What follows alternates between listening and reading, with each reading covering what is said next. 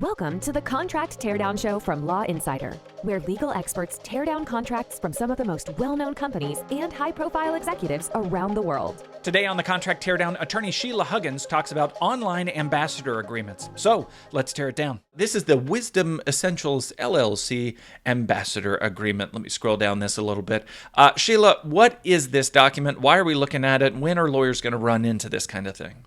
Well, it's lawyers, it's influencers, it's everybody now who wants to be on social media and they're trying to build their brand. And one of the ways that they're doing this is if you're a brand, you're putting out an ambassador agreement. And if you're an influencer or an ambassador wannabe, then you're looking for these kinds of agreements to enter into. This is where the world is going. And so this is where people are going also. Right. There's a lot of freelance and a lot of freelancing of influence and of marketing tasks. So it's an interesting agreement that's very poignant right now, especially since we're all online and none of us can be in the same room as each other for reasons. So very poignant and present. But before we dig into it, tell us about you, Sheila. What's your background? What brings you to documents like this? Thanks, Mike. I am a North Carolina licensed attorney. That's my Southern all running together into some sort of drawl and something else. But I am a graduate of UNC Chapel Hill's Law School. I have actually been licensed for almost 20 years. It is unbelievable. Next year, 2022 will be 20 years. So I think I need to celebrate. I haven't figured out what that is yet. But I've also taught business and entertainment law over at North Carolina Central University, done tons of workshops. I've actually entered into some of these types of agreements myself. I think this is where the future is going. People need to be ready, and this type of agreement is one of those things I think lawyers are going to have to start to become a little bit more familiar with. Got it. Well, that's awesome. We're going to dig into it. I think this is going to be really helpful to all of you YouTube influencers. So if you're watching this, this is for you. Read the contract. Just because your dad doesn't, you should read the contracts. So let's start at the beginning. There's, the typical background stuff. This is between so-and-so and so-and-so. But in section 1, there's the purpose. It says the purpose of this agreement is to promote Wisdom Essentials products and brand in accordance with the outlined details set forth below. Do you think this purpose gives us a good background? Is it sufficient? Are you wanting to see more? What do you think of this first section? Yeah, I think it's a little light. But here's the thing. I think sometimes people don't really understand the whole idea of what an ambassador is, especially if there's someone who's really new to this sort of environment. And there are influencers out there, and sometimes you'll see influencers enter into marketing agreements. Usually those are one-offs unless they have sort of a long-standing contract. An ambassador agreement is a little bit more of an affiliate type relationship, but it's usually planned for a longer term. Whereas just an influencer, you might do a post on your Instagram, or you might do one video on your YouTube. An ambassador is really somebody who you think is going to be around for a while. So that's why I think this is actually more important, and this sort of purpose statement should reflect that this is going to be a long-standing relationship, and it kind of doesn't. So it could be tweaked a little bit. Yeah, it's interesting because as we go through this, you're going to see that they're doing some of the things that for what I would call affiliates, where it's just a link, like you're saying, and if a sale happens, great. Where an ambassador is a slightly different relationship. I'm getting the sense a little bit that they're using this for both roles. And so, to your point, that drives a little bit of confusion. To sort of add flesh to that, meat to that bone, in section 2, it talks about the responsibilities and that the ambassador is going to do certain things. There are several things in here, for a relationship that really doesn't have a lot of duties on an affiliate, but to your point, an ambassador might be different. What do you think about this list of responsibilities for the ambassador? Does it detail it well? What are you seeing in this section? Mike, I tell you, it's really making me feel like I'm that detail-oriented type A person and that this is missing a lot.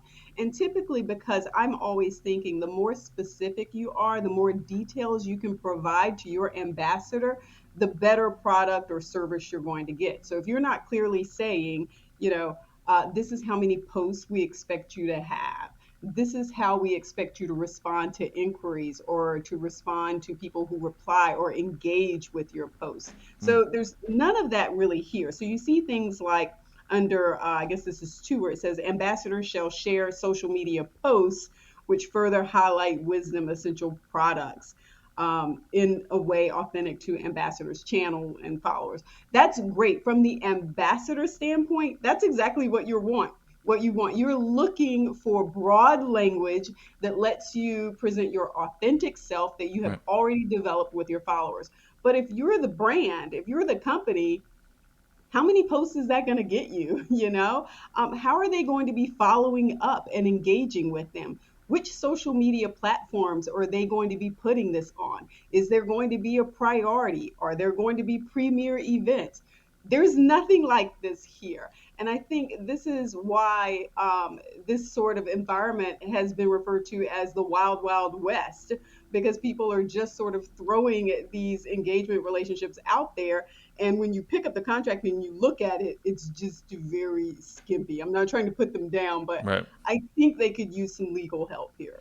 Well, and as I'm thinking about the responsibilities and what's reasonable to ask, I'm drawn to the compensation for reasons that we'll talk about. But let's jump down to 3, to the terms of compensation. In consideration of the rights granted and services provided hereunder, you'll get compensated in the amount of a percentage of the net sales. You'll receive commission for your lifetime. You'll be paid on a certain day. I'm sort of like, this is really good for this company to say, hey, we'll just give you a percentage of whatever you get. But in the section before, I'm going to give you affirmative duties that you have to get. Like, this compensation arrangement doesn't seem very well lined up with the section we just read. What do you think about 3?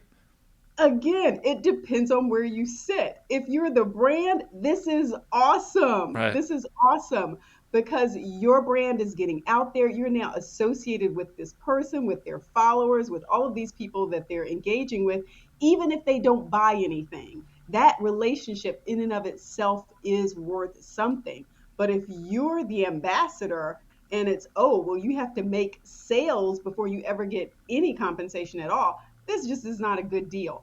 At the very least, in order for both parties to feel like there's some sort of mutual benefit, I would ask for a hybrid model. Hey, give me a percentage upfront for the work that I'm doing, for the actual posts that I'm putting out there, and then also give me a percentage of the sales, because that's a reflection of how I'm keeping customers coming back and engaged with your product. Are they really leaning in and listening to what I'm saying when I'm saying, this is why I think you should buy that?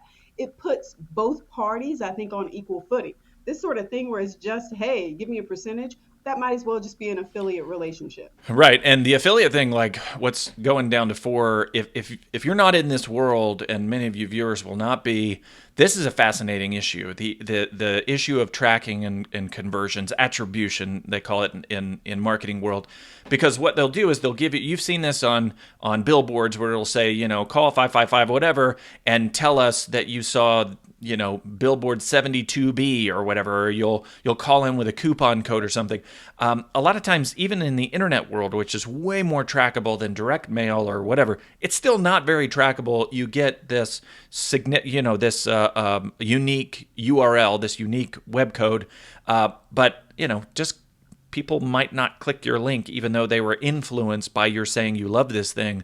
Again, this feels one-sided. What do you think about Section 4? Do you think it compensates the ambassador in a way that really reflects this relationship? I don't think so. If I'm an ambassador and I've been in this position before and reviewed these and actually looked at some of these for myself, it's not what I'm interested in. I think that the post that you're putting out there, the review that you're doing, is worth something in and of itself. And what I have seen a shift away from in terms of YouTube, I'll talk about YouTube for a second. It used to be that people would do these one videos for this one product, and you don't see that anymore. Right. Now what you see is people putting the review into their vlog or into their video. It's now maybe this 2 or 3 minute piece about whatever the product or service is, and there's no longer this, I'm going to do a whole video for you that you get to keep forever and continue to market and make money off of. Instead, it's this one thing here that's in the midst of my whole video. So I think you're going to continue to see these sort of shifts here. And if the ambassador is a person who has a large following, who has a large social media footprint, digital footprint out there, then they're going to be able to call the shots anyway. Right. And so the type of people that you see entering into these types of agreements where it's, hey, here's my unique identifier. You guys, please use this when you go to the website so that I get credit. You're going to see that mostly from people who are just starting out and are just getting involved at this level. Yeah, I remember once I was working for a company and we were talking about attribution, and they'd put out, I said something on Twitter about a new feature. A lawyer saw this thing, and at the same time, this lawyer received an email that said, hey, get a free trial and try that. And it was so interesting because she responded to me on Twitter and she said, hey, I just wanted to let you know that your tweet got me 97% of the way there to buying this thing. And then the email, I mean, it just was perfect. It just nudged me over that last 3%. Well, in terms of attribution, the email got the set, like I had nothing to do with it. And so, in these situations, especially if you're going to use the word ambassador, these kind of attribution relationships don't really make sense with, the use that you want. And we'll talk in a minute about what the company wants. But before we do, talk to me about Section 5 and 6. It starts to get into more the technical. Let's jump to the delivery of promotion. In 5, it talks about that the ambassador will be responsible for creating the related content for the, Wisdom Essentials is not giving them materials, I take it, though that sort of doesn't make any sense. Give them some language, give them some B-roll, whatever you like to show up. But then it talks about the social channels. What do you think about 5? Is this divvying up the responsibilities in a good way? Yeah, well, again, this is very much a one-sided relationship in favor of the brand. If I'm the brand, I'm like, this is our best agreement here because we don't have to really do anything. Right. If you're the ambassador, even if you're just talking an Instagram post, you've still got to get dressed, you've got to do the hair, the makeup, even if you're a man now, exactly. Yeah, no, I get it. I get Yeah. exactly. You think I just wake up like this? This takes work, people. Exactly. And it does. And that is precisely the point. It takes work, all of the setup, all of the planning to figure out what hashtags you're going to use Right. on your end, and then also making sure you're covering everything that they want you to use. And so here you are putting in all of this effort on your end, and the only thing you're getting is, well, if somebody buys something, I'll get 15%. Right. If nobody ever does anything, well, I got my name out there, was associated with this product. Well, you better make sure it is a really good product or really good service that you want to be connected to. They better come with some high value if they aren't paying you up front. So Yeah. again, I think it's undervaluing all of the work that a person has to do, even if you're inserting just a clip in a video. Yeah. That video's got to be edited. That section has to be edited. Right. Somebody's got to do that. Well, especially now, like I read somebody recently was talking about their Twitter posts take them 6 hours to put this thing together because it's so, the attention market is so competitive that to even get this work now, you're putting in a ton of work. It's not like days of old where it's like I was writing the blog anyway, might as well highlight some things and make them links. I mean, now people are affirmatively going out and they are doing marketing and sales material for a brand, and 15% just seems like but we'll get to that as well. Talk to me about 6 before we move to the big picture. What do you think about the term and termination section? So let's talk about this because, there's some other things in here too. But this sort of term and termination thing, I'm always like, well, put the one in there that says we can mutually agree to get out of this thing at any point in time. I think in this respect, regardless of where you sit, you always want to think about what if this is not working? Like I tell my clients that all the time when they're entering into agreements. Oh, everything sounds fine and dandy now. You love them. You love the product now. You're thinking about how much money you're going to get. 30%, that sounds good. But when things go bad, if things go bad, how hard is it going to be for you to get out of this agreement? And what is it going to cost you?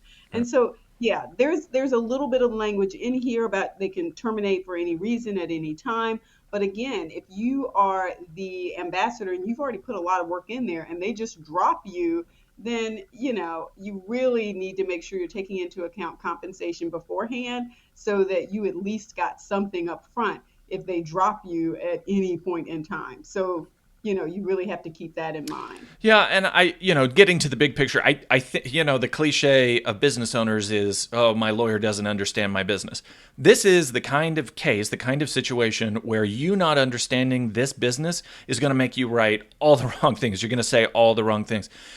If companies are using the word ambassador, the United States government doesn't take somebody and say, hey, put an American flag on your backpack, high five, you're an ambassador now, go, represent the United States out in other countries. There's training involved, there's standard language, there's a long-term relationship. And so I guess my question to you, thinking big picture, is do you think the word ambassador is just like a token? I think Amazon uses the word ambassador for, it's legit just a link. It's really just an affiliate relationship. Do you think the miss here is that the company is using a fancy word when what they mean is a very distant relationship? Or do you think this document is talking about a relationship that doesn't really meet the company's goals for a marketing plan? Yeah, I think there are a lot of holes in this. I think a lot of companies want to use the word ambassador because it comes with some cachet. Right. This whole idea that, yes, there are U.S. ambassadors. Well, now you can be an ambassador for a brand, and we would like you to be a part of our brand. Here's our application. We don't accept just anyone. And so they frame it in a way to make you feel like you're special.